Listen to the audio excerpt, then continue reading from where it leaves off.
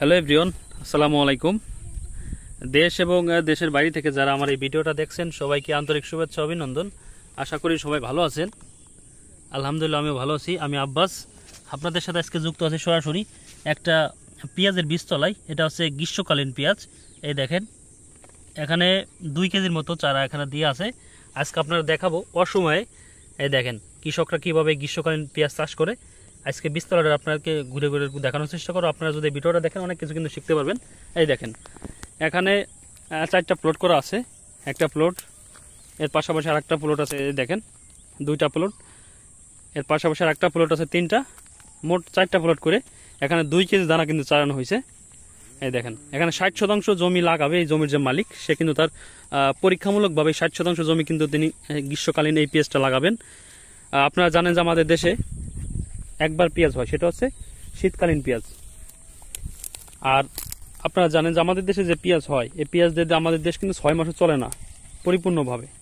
এই জন্য কিন্তু এই গ্রীষ্মকালীন পেঁয়াজটা কিন্তু চাষবাস করার জন্যই কৃষকরা কিন্তু আগ্রহ বাড়ছে কৃষকদের মাঝে। আপনারা জানেন যে এটা মেহেরপুরের অধিক এই পেঁয়াজটা চাষ হয় বেশি।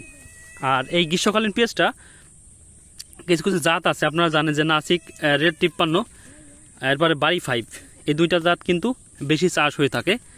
আর এটা হচ্ছে একটা বীজ, আমরা যতটুকু জানি এটা হচ্ছে বিপ্লব কিং। এটা হচ্ছে বিপ্লব কিং এই পেঁয়াজের যে দানা। আমরা যতটুকু জানি যে মালিক ছিল তার সাথে কিন্তু সরাসরি আমরা কথা বলেছি। এটা হচ্ছে গ্রীষ্মকালীন পেঁয়াজ, এটা অসময়ের গরমের পেঁয়াজ আপনারা বলতে পারেন। কিন্তু সরাসরি আপনাদের দেখানোর জন্য কিন্তু আজকে আসছি। আর আজকে তারিখ হচ্ছে 9 জুলাই, আর বাংলা হচ্ছে 25 আষাঢ় আজকে তারিখ হচ্ছে। আর এখন কিন্তু পারফেক্ট সময় এই গ্রীষ্মকালীন পেঁয়াজের বীজ দেওয়ার এখন কিন্তু পারফেক্ট সময়। দেখেন এই বীজটার বয়স কিন্তু 10 থেকে 12 দিন, আর 30 দিন পরে কিন্তু এই পেঁয়াজটা পুরোপুরি লাগানোর উপযুক্ত হয়ে যাবে। আর আপনারা যদি এখন কেউ এই বীজ ফেলাইতে চান আপনারা কিন্তু ফেলাইতে পারেন।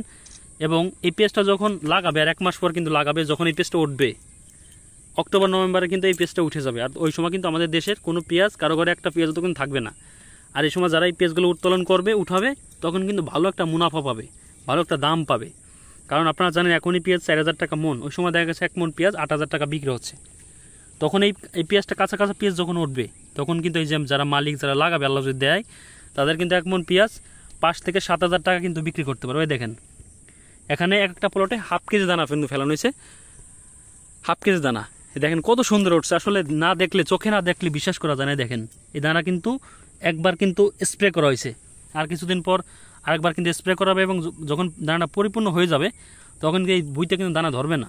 আপনাদের কিন্তু একদম A to Z প্রথমে থেকে লাগানোর পর্যন্ত এবং এই পেঁয়াজ উত্তোলন করা পর্যন্ত আল্লাহ যদি আমার বাঁচায় রাখে, ইনশাআল্লাহ আমি ভিডিও ফুটেজের মাধ্যমে আপনাদেরকে আমি দেখানোর চেষ্টা করব।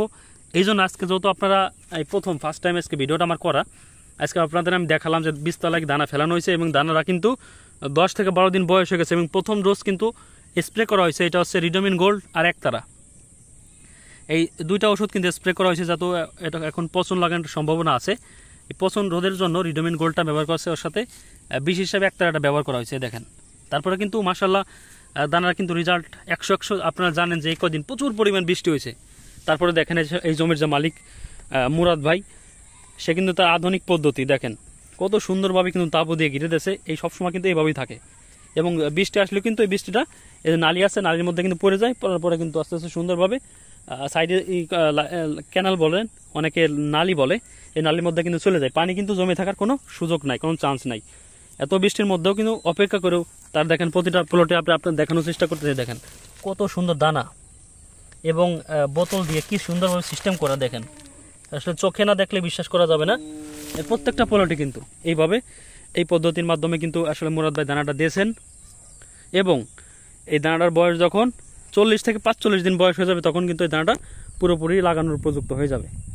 আর আজকে যেহেতু 10 থেকে 12 দিনের দানার বয়স, আপনাদের আমি ভিডিও ফুটেজের মাধ্যমে যখন এই দানাটা উত্তোলন করবে, যখন উপযুক্ত হয়ে যাবে, যখন উত্তোলন করে অন্য জমিতে স্থানান্তর করবে, তখন কিন্তু আমি ভিডিও ফুটেজের মাধ্যমে আপনাদের দেখাবো। অবশ্যই এই কৃষিকাজে বিভিন্ন শিক্ষণীয় বিষয় যদি জানার জন্য আমার চ্যানেলটা একটু সাবস্ক্রাইব করে রাখবেন।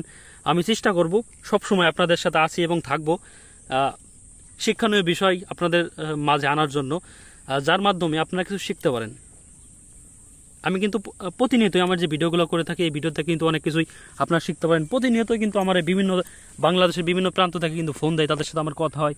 আমি কিন্তু সাধ্যমতো আমার যতটুকু ক্ষুদ্র জ্ঞান আছে আমি কিন্তু সাধ্যমতো তাদের সাথে কথা বলার চেষ্টা করে থাকি। এই জন্য আপনাদের একটু সাজেস্ট করবো, আপনারা যেহেতু আমার এই ভিডিওগুলো যারাই দেখে থাকেন সবাই কিন্তু যারা কৃষিকাজ করে তারা কিন্তু বেশি দেখে থাকে। এই জন্য আপনারা যদি কেউ এই গ্রীষ্মকালীন পেঁয়াজ চাষ করতে চান তাহলে কিন্তু করতে পারেন। এখন কিন্তু পারফেক্ট সময়, এই গ্রীষ্মকালীন পেঁয়াজটা কিন্তু চাষ করার এখন পারফেক্ট সময়। এখন কিন্তু আপনারা এই বীজটা ফেলাইতে, এই আপনারা যদি কেউ এই গ্রীষ্মকালীন পেঁয়াজটা চাষ করতে চান তাহলে কিন্তু এখন আসলে জুলাই মাস, এখন আষাঢ় মাস, আজকে হচ্ছে আষাঢ়ের 25 আপনাদের বললাম। এখন কিন্তু পারফেক্ট সময়, আপনারা এখন থেকে 10 থেকে 15 দিন পর্যন্ত কিন্তু এই বীজটা ফেলানো যাবে। আপনারা কিন্তু কেউ যদি চাষ করতে চান এই বীজ কিন্তু আপনারা ফেলাইতে পারেন 30 থেকে 40 থেকে 45-50 দিন বয়স হলে কিন্তু এই চারাটা লাগানো যায়, লাগানোর উপযুক্ত হয়ে যায়। এবং এই চারাটা একটু পাতলা করে লাগাইতে হয়। এই পেঁয়াজটা অনেক বড় বড় হয়, ভালো হলে শতাংশে 3 মণ পর্যন্ত পেঁয়াজ উত্তোলন করা সম্ভব।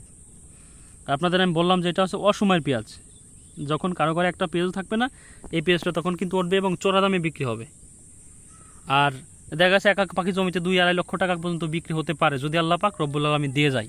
এই জন্য আসলে আমি অনেক কষ্ট করে কিন্তু আসছি আপনাদের মাঝে এই ভিডিওটা করার জন্য। দেখেন আপনাদের আমি ঘুরে ঘুরে দেখানোর চেষ্টা করতেছি। এখানে 10 থেকে 12 শতাংশ জমিতে কিন্তু এই দানাটা ফেলানো হয়েছে। আর এই পদ্ধতি অনেক সুন্দর, দেখেন অনেক টাকা কিন্তু ইনভেস্ট করছে। আসলে টাকা এই সময় তো আসলে চারাটা উৎপাদন করার অনেক মানে কষ্টসাধ্য ব্যাপার। যেহেতু মুরাদ ভাই ভালো একজন কৃষক, ভালো মানের একজন কৃষক, সে কিন্তু অনেক কষ্ট করে কিন্তু এই চারাটা ফেলাইছে। এবং এই ওনার যে কি বলবো প্রচেষ্টা অনেক সুন্দর ছিল, যার ফলে কিন্তু চারাটা খুব সুন্দর দেখা যাচ্ছে।